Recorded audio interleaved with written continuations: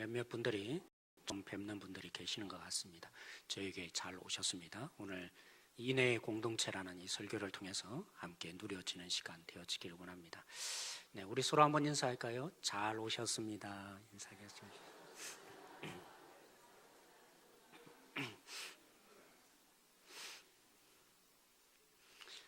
저희 가정을 차로 이렇게 가이드해 주시던 목사님이 계셨습니다. 신호등이 멈추는 앞에서 차가 멈출 수밖에 없었고 창문을 내리더니만 뭐라고 옆에 있는 차량에 큰 소리로 말씀하셨습니다. 영어로 뭐라 하셨는데 무슨 소리였을까요? 알아듣지는 못했지만 대충은 짐작했습니다. 그 옆에 있는 차량의 문을 열고는 욕한 것이다 라는 것을 알 수가 있었습니다. 저는 속으로 처음에는 옆에서 타서 이런 생각을 했죠. 목사님이 참 성격이 불같으시구나, 좀 참지라고만 생각을 했습니다. 근데 나중에 그 사연을 듣고 보니까 이해되기 시작했습니다. 오랜 이민 생활을 하면서 많은 차별 대우를 받았습니다. 여러분, 우리나라에 살다가 외국에 나가보면 좋을 것 같은데 사실은 엄청난 차별 대우가 우리나라만 이루어지는 게 아니라, 그렇죠? 현지인들로부터 많은 차별 대우를 사실 받고 살게 됩니다. 특별히 영어에 서툰 이 사모님이 더더욱 무시를 많이 당하셨다고 하셨습니다. 그런 상처가 있다 보니까 사실은 상대방 차량이 잘못을 했는데 적반하장도 유분수가 되었어, 그죠? 뭐라 하니까 어떻게 해석이 되었겠습니까? 오늘도 우리를 이 현지인들이 차별 대우하는가 보다. 그래서 무시한다고 생각을 해서 그렇게 말할 수밖에 없었던 것이죠. 여러분, 집 나가면 뭐합니까? 개고생이라고 하듯이 여러분, 타향살이가 쉽지 않습니다. 오늘 1절에 본문에 보시면 흉년으로 인해서 고향 땅을 떠나 어디로 갔습니까? 모압으로 간 나오미의 가정, 이 부분들로 이해를 하셔야 합니다. 그냥 잘 살았겠지, 흉년을 극복하고 그 모압 땅에 이제 살게 되었지, 이렇게 상상할 수 없습니다. 왜요? 타향살이란 그런 것이기 때문입니다. 개고생만이 아니라 많은 차별 대우, 그것도 수천 년 전이었기 때문에 얼마나 많은 차별 대우를 그들이 받았는지 물론 성경은 기록하고 있지 않지만 상상해 볼 수 있습니다. 그것만이 아픔이 아니었습니다. 나오미 가정에 닥친 뒤로 넘어져도 뭐 한다고요? 코가 깨어진다는, 그것이 나오미가 겪었던 삶입니다. 왜 그렇습니까? 그의 남편 누가 죽었습니까? 아비멜렉이 죽고, 그리고 그 가정에 미래의 희망이 될 두 아들들이 있는데 말론과 기름마저도 죽은 것이죠. 여러분, 우리 교회의 미래는 어디에 있습니까? 다음 세대에 있습니다. 그래서 한국 교회가 왜 더더욱 어려움입니까? 지금 보면 우리 청년들, 그죠? 대학에 다니는 청년들 중에 난 교회 다닙니다 라고 표시한 숫자가 몇 퍼센트라고요? 3%도 안 되는 위기. 그래서 어떻게 보면 교회들마다 참 위기가 아닐 수 없는 것이죠. 그런 의미에서 지금 말론과 기련이라는 두 아들이 없는 이 나오미가 얼마나 큰 절망인지 여러분 아십니까? 저는 한 권사님의 사연을 통해서 이걸 충분히 이해할 수 있었습니다. 그 권사님은 40대 중반에 남편을 잃었습니다. 뿐만이 아니라 그렇게 잃고, 그죠? 두 자녀 잘 기르면 좋겠는데, 두 자녀가 성공적인 삶을 살면 좋겠는데, 누구보다도 자신이 의지했던 장남, 그 장남이 병으로 죽었습니다. 뿐만이 아니라 둘째, 늘 항상 문제를 일으켜서 기도 제목이 되었던, 아픔이 되었던 그 둘째가 어느 날 병원에서 연락이 왔는데 자살을 기도했다는 것입니다. 연속적인 아픔을 당하다 보니까 견딜 수 없는 것이죠. 그래서 매일매일 밥만 먹으면 토해버리는, 그래서 힘이 없어서 1년 내내 누워서 지내야 되는 우울증이 찾아온 것입니다. 저는 그 권사님을 보면서 오늘 이 본문에 나타난 나오미가 상상이 갑니다. 이 나오미가 오죽했겠습니까? 그가 닥친 이 아픔, 이 절망이 얼마나 큰 고통인지 여러분도 한번 상상할 수 있기를 원합니다. 그렇게 해서 모든 것을 다 잃어버린 이 나오미, 미래조차 없는 그 나오미가 고향으로 돌아오면서 동네 사람들에게 말합니다. 내 이름이 기쁨이라는 뜻을 가진 나오미이지만 나의 삶을 지금 보면 전혀 내 이름과는 반대되는 삶이다. 그러므로 동네 사람들이요, 내 이름을 이제는 나오미라 하지 말고 뭐라고요? 마라라 하라. 마라의 뜻이 뭡니까? 쓰다, 절망이다, 죽음이다 라는 의미인 거죠. 나오미가 어떻게 자신의 이름을 부르라고요? 내 인생만 생각해보면 쓰디쓴 인생의 이 맛을 보고 있는데 내 이름과 어울리지 않지 않느냐고. 그러므로 내 이름을 이제부터는 쓰다라고 해달라고 이 나오미가 고백한 것이죠. 왜 이런 고백이 더더욱 있었겠습니까? 나오미가 아무리 원인을 찾으려고 해봐야, 여러분 우린 그러잖아요. 무슨 문제를 만나면 원인을 찾으려고 우리는 본능적으로 하게 되어 있습니다. 왜요? 문제를 알면 고칠 수 있으니까, 해결할 수 있으니까. 근데 나오미가 아무리 자신에게 닥친 모든 재산을 잃어버리고 타향살이 하면서 남편도 죽고 두 아들도 죽고, 그래서 미래 하나 없는 완전히 부도난 이 인생의 원인이 뭘까 찾아보지만 이유를 알 수 없는 거예요. 근데 누구를 믿고 있어요? 하나님을 믿습니다. 유대인들이 하나님을 어떻게 믿습니까? 이 땅을 온전히 다스리시는 하나님. 그래서 이유를 찾을 수 없으니까 이유를 뭘로 댑니까? 하나님이 이유 없는 걸 보니까 하나님이 나에게 벌을 내리신 거다, 징계를 하신 것이다. 그래서 하나님 때문에 내가 고통을 당하였다고, 쉽게 말하면 하나님이 자신을 버렸다는 것입니다. 여러분, 믿는 사람에게 가장 큰 절망이 뭡니까? 물론 때로는 경제적인 위기를 겪는 가정도 있습니다. 때로는 여러 가지 자녀들이 잘 안 되어서 고통스러운 분도 있습니다. 때로는 그저 관계의 문제들, 때로는 왕따 당하는 처지에 어려움을 겪는 분들도 있습니다. 믿는 자들에게 가장 큰 어려움이 뭡니까? 하나님이 버리시는 것입니다. 오늘 이 나오미가 자신의 고생을 어떻게 생각합니까? 자신에게 불어닥친 인생의 부도난 상황을 어떻게 해석합니까? 하나님이 자신을 버렸다. 왜요? 이유를 찾을래야 찾을 수 없는 나오미였기에. 그런데 사랑하는 성도 여러분, 이게 끝이지 않잖아요. 오늘 룻기서 마지막 4장까지 가보면 이 룻이 결국에는 회복이 됩니다.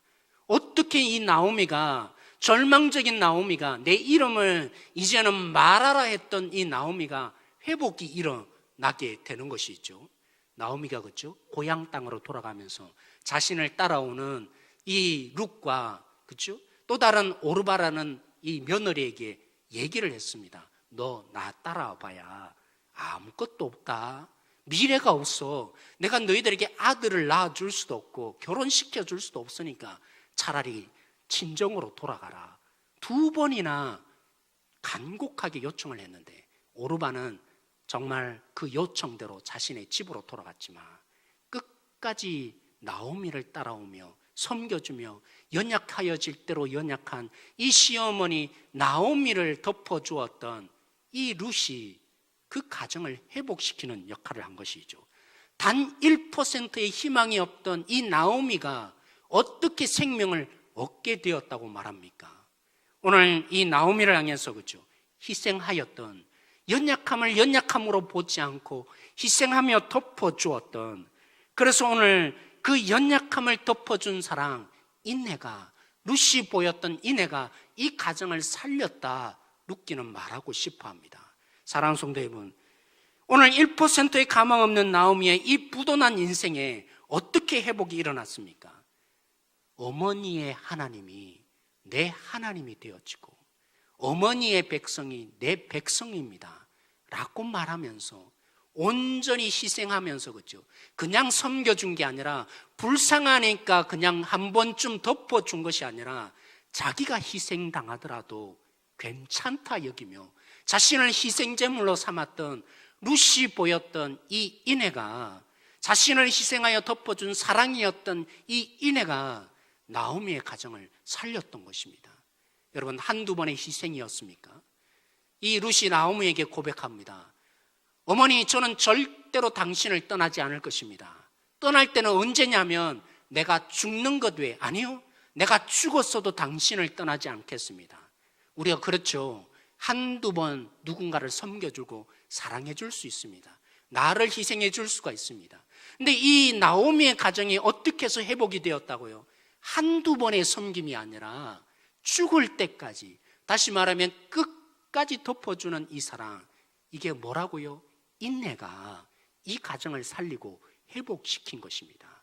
그러나 사랑하는 성도 여러분, 아무리 연약함을 덮어준다 할지라도, 자신을 희생하며 덮어주는 사랑이 있다 할지라도, 그리고 끝까지 덮어주는 사랑이 있다 할지라도 이것으로는 부족합니다. 왜요? 오늘 이 나오미의 가정이 만약 이것이 전부였다면 1장으로 끝냈어야 합니다. 근데 그렇지 않고 2장부터 무엇이 나타납니까? 룻이 그렇게 인애를 베풀며 사랑하며 연약함을 덮어주었지만 나오미의 가정의 완전한 회복, 온전한 회복은 룻으로는 부족합니다. 누가 있어야만 했습니까? 룻을 보고 함께 동참했던 그 보아스가 있지 않고는 그 나오미의 가정이 온전한 회복이 일어날 수 없었던 것입니다. 우리도 마찬가지죠. 우리가 다른 사람 사랑할 수 있습니다. 연약함 덮어줄 수 있습니다. 교회를 위해서 하지 않아도 되는데 나를 위해서가 아니라 교회를 위해서 헌신하며 시간을 내며 섬겨줄 수도 있습니다.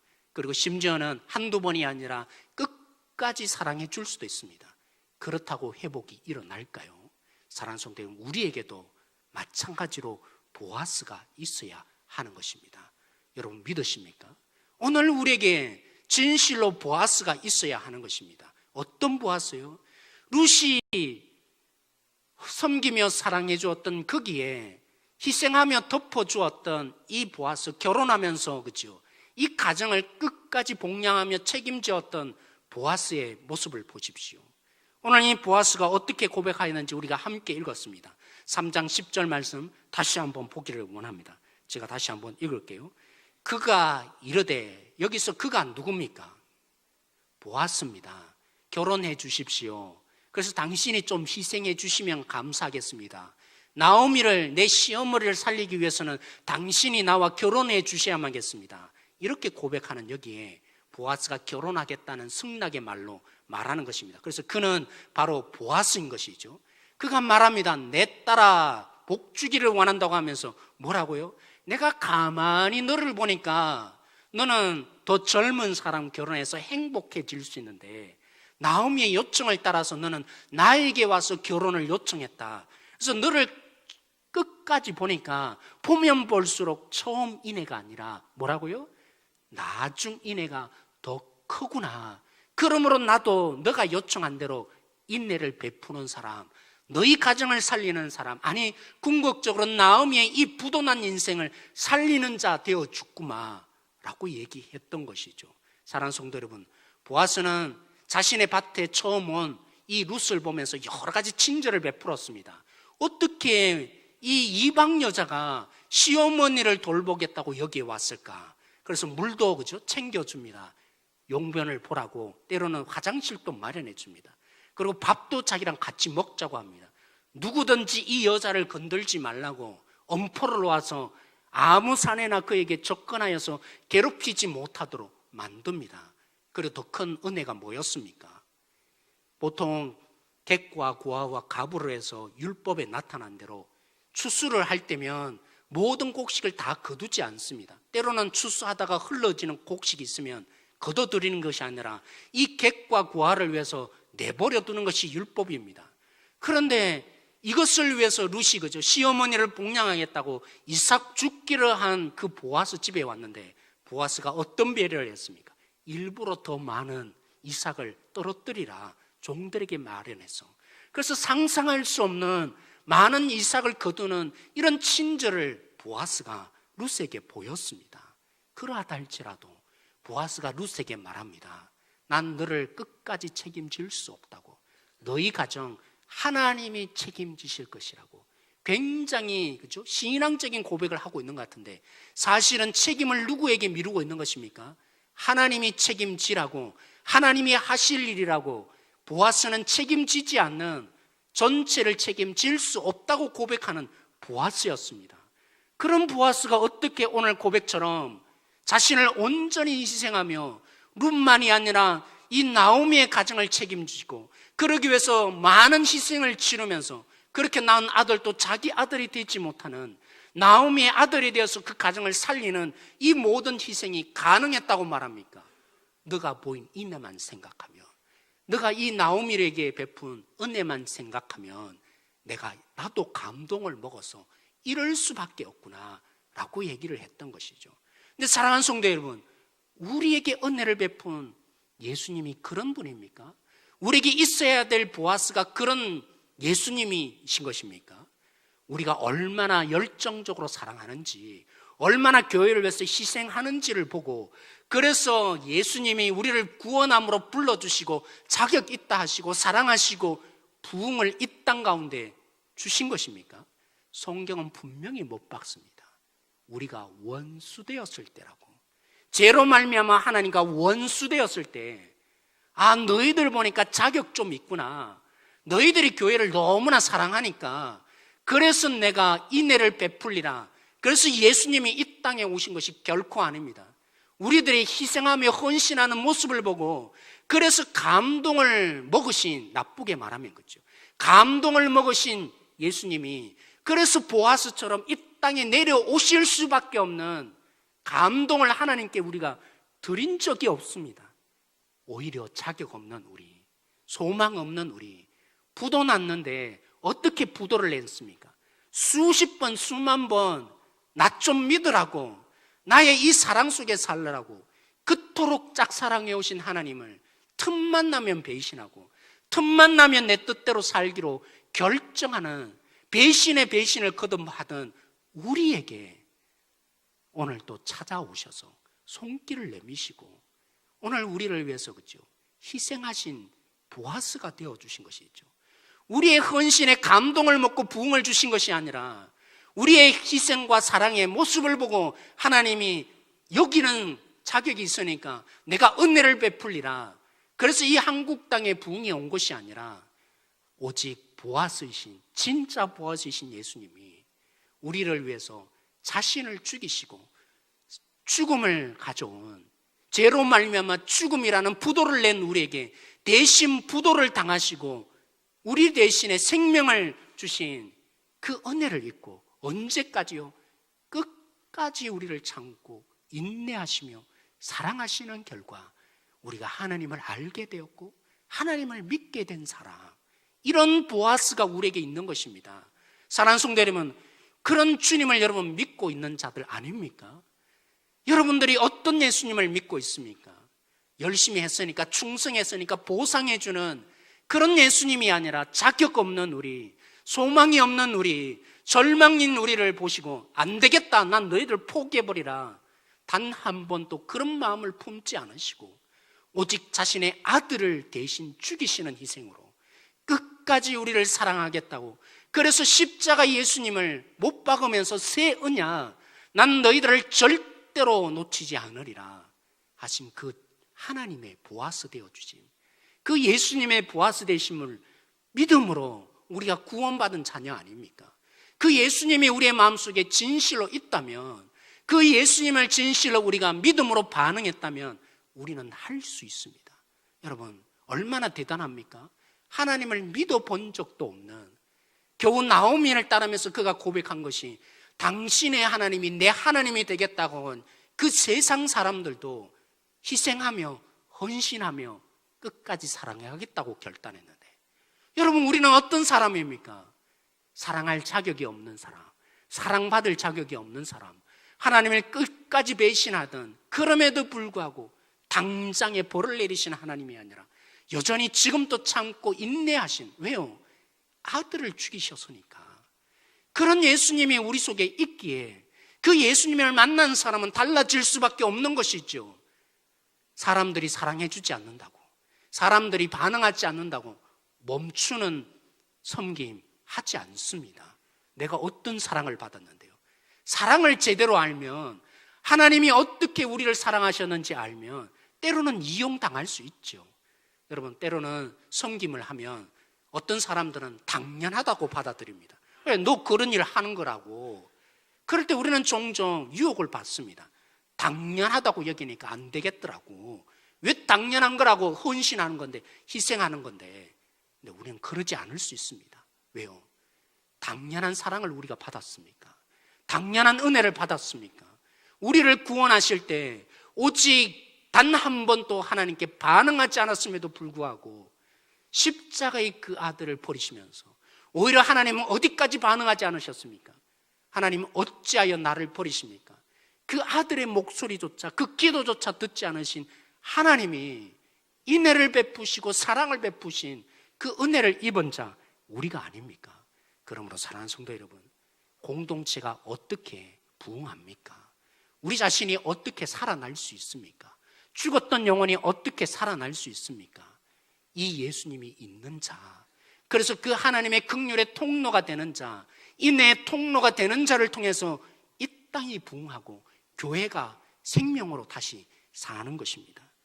리스트로벨의 은혜, 하나님의 은혜라는 책이 있습니다. 이 책을 여러분 좀 읽으시라고 제가 소개하고 싶은데, 여기에 보면 코디 허프라는 한 사람의 사연이 실려 있습니다. 주제를 별로 어떤 사람들이 있었는지를 쭉 얘기하는데, 그 중에 제가 코디 허프라는 이 사람의 사연을 소개합니다. 코디 허프는 12살 때 이미 대마초를 피웠습니다. 그 다음에 집을 나와서 그죠? 길거리에서 지하 신문을 팔아서 자신의 식료품과 또 마약을 값을 버는 자가 되었습니다. 그러다가 넉 달 후에 정부에 발각되어서 소년원에 들어가게 되었죠. 출소한 지 얼마 되지 않아서 뺑소니 차를 몰고 가다가 사고를 내어서 소녀 감호소에 다시 갇히게 되었습니다. 그런데 소녀 감호소들이 이 갱신을 하고 그죠? 바꿔줘야 되는데 그곳에 있으면서 나쁜 짓이란 나쁜 짓을 이 코디가 다 배우게 된 것이죠. 어떻게 싸워야 하는지, 그리고 마약을 어떻게 제조해야 되는지, 마약을 파는 법이 어떤 것인지를 배웠던 것이죠. 그래서 출소한 이후에 뭘 했겠습니까? 마약 공급책이 되어서 한 달에 $1,000를 버는 자가 되었습니다. 그러다가 우연히 헤로인을 그죠? 자기 팔에 꽂기 시작했는데, 이제 중독이 되고 나니까 하루에 10봉지를 꽂지 않으면 안 되는 그런 절망이 그 속에 찾아오게 되었습니다. 1년을 구치소에 있으면서 다짐하고 또 다짐했습니다. 이제는 절대로 내가 마약을 하지 않으리라. 마약을 끊겠다는 결심, 모범수가 되어서 더 빨리 출소를 했죠. 그 결과 간호사로 일하게 되었습니다. 그렇게 일하면서 여자친구도 만났습니다. 근데 그 여자친구가 배신을 하고 떠나는 바람에 결국 절망에 빠진 이 코디가 결국에는 마약 파는 자로 또다시 들어가게 되었고 위조 화폐까지 만드는 자가 되었습니다. 다시 그죠? 범죄를 알게 되어서 감옥에 들어갔다가 모든 일들을 다 치르고 죗값을 치르고 출소했을 때 80세 된 할머니를 만났습니다. 간병인이 되어서 돌보면서 위로를 받고 그렇게 하루하루를 살다가 어느 날 갑자기 그 할머니가 죽는 것을 보면서 인생의 허무감을 느껴서 결국에는 다시 마약을 접하게 되었습니다. 이번엔 코카인을 마시기 시작했죠. 절대적으로 빠져나올 수 없는 이 마약의 중독, 끊어내야 끊을 수 없는 이 마약에 쩌들던 그는 결국에는 사람들로부터 개 취급받는 노숙 생활을 시작했습니다. 제대로 씻지 않아서 얼마나 냄새가 나는지 쓰레기통을 뒤지는데 사람들은 정말 그를 개처럼 취급했습니다. 그러던 어느 날 우연히 노숙인들을 위해서 봉사하는 교회에 초대를 받았습니다. 자기가 가고 싶은 마음이 왜 생겼는지 이유를 알 수 없었다고 했습니다. 뭐 옷 하나 받고 음식 하나 더 얻어먹기 위해서 간 건 아닌데 그냥 가고 싶었다는 것입니다. 근데 그를 처음 맞아준 한 여인이 있습니다. 미셸이라는 이 여인이 환하게 웃으면서 이렇게 제안을 하는 것입니다. 한번 안아드려도 될까요? 깜짝 놀랐습니다. 그러면서 안아주면서 이런 말을 합니다. 예수님이 당신을 사랑하십니다. 코디가 그 순간을 잊지 못하고 고백합니다. 미셀이 자기를 안아주는데 이런 목소리로 들렸다는 것입니다. 하나님이 자신 앞에 서서 코디야, 내가 널 사랑한다 라는 목소리로 들려줬다는 것이죠. 왜냐하면 그때만큼 가장 절망적인 인생을 보낼 데가 없었고 그 누구 하나 알아주지 못하는 죽음 속에 놓였고 부도난 인생을 살았는데 모든 사람이 기피했는데 심지어는 냄새 난다고 노숙자들도 자신을 기피하는 대상이 되었던 그때였는데 누가 안아줬다고요? 미셀이라는 여인이 한 번 안아주었는데 그 속에서 변화가 일어난 것이죠. 잊을 수 없는 인생의 변화. 뭐 때문에라고요? 당신을 하나님이 사랑한다. 너무나 단순했는데 그 목소리로 안아주는 그 미셀을 통해서 그가 하나님의 사랑을 경험하게 된 것이죠. 사랑하는 성도 여러분, 나오미의 이 가정의 얘기를 왜 성경에 실은 것입니까? 오늘 우리가 어떻게 회복될 수 있다고 말합니까? 부도난 인생이 어떻게 희망을 다시 얻고 생명을 얻을 수 있다고 말합니까? 무엇보다도 우리 교회가 행복한 교회, 행복한 성도, 주님이 먼저이며 그런 주님을 모신 자들마다 공동체, 아들즈 세컨드. 그래서 우리 원래의 표어가 뭡니까? 너희도 이와 같이 하라. 내가 중요한 것이 아니라 우리가 함께 다른 사람과 이루어가는 공동체를 이루어가자고, 이런 표어를 내세우며 비전을 품는 우리 교회, 우리가 날마다 어쩌면 이 룻기서를 묵상하고 또 묵상해야 되지 않을까요? 특히 우리 민족은 그렇습니다. 진리에 대해서 너무나 사랑하는 것 같습니다. 그래서 조금 틀리고 문제가 있으면 화가 나고 견디지 못합니다. 연세가 높고 나이가 들어갈수록 이 마음이 더 커지죠. 왜요? 아는 게 많으니까, 또 경험하는 게 많고 뭐가 진짜인지 진리의 잣대가 커져가니까. 다른 민족에 비해서 우리는 진리에 대해서는 목숨 걸려는 이런 열정을 가진 민족입니다. 그러니까 더더욱 우리는 룻기서를 잊을 수 없는 것입니다. 왜요? 무엇이 공동체를 살게 합니까? 무엇이 가정을 회복시킵니까? 오늘 이 룻기서를 통해서 말하듯이 옳고 그름을 판별해서 틀린 것을 고쳐주는 것으로 그 공동체를 회복시킨다. 하나님은 말씀하시지 않으셨습니다. 진리로 고쳐지는 것이 아니라 하나님의 이 사랑, 끝까지 덮어주는 사랑, 연약함을 볼 때마다 그 연약함을 지적해서 고쳐나가는 그 진리가 아니라, 지식이 아니라 연약함을 부둥켜 안고 그 연약함이 하나님의 은혜의 통로가 되어서 자신의 목숨을 내놓고 자격 없는 우리를 사랑해 주셨던 이 은혜를 아는 자를 통해서 하나님의 긍휼이 흘러갈 때 그 교회가 살고 그 가정이 살고 그 개인이 산다라고 하나님은 도전하고 있기 때문입니다. 사랑하는 성도 여러분, 교회의 머리가 주님이십니다.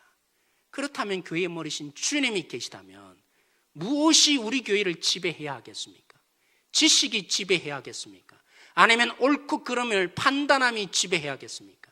아니면 연약함을 끝까지 덮어주고 끝까지 붙들어주는 하나님의 은혜의 통로되는 인내가 우리를 지배해야겠습니까? 이미 우리에게는 인내가 있어요. 그죠? 제가 농담했는데 못 알아들으시죠? 우리 교회, 그죠? 우리 청년 중에 인내가 있어요. 이 인내가 이미 있는데, 사랑하는 성도 여러분, 여러분 속에 진실로 사람의 인내가 아니라 예수 그리스도가 마음에 계십니까?